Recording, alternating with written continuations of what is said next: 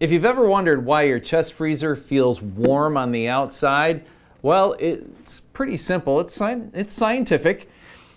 Inside, this freezer is pulling heat out of the food. Well, that heat has to go somewhere. So it's going to the outside of the cabinet.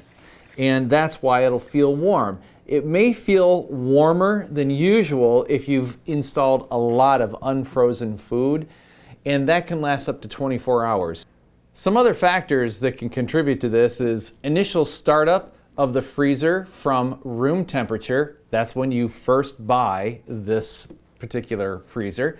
Also, loading fresh food or food that is near room temperature, that will cause the outside to heat up as well, and heavy usage during certain times of the day. So if the rule of thumb is don't put more than 2 to 3 pounds per cubic foot of unfrozen food in your freezer. Remember to always refer to your use and care guide.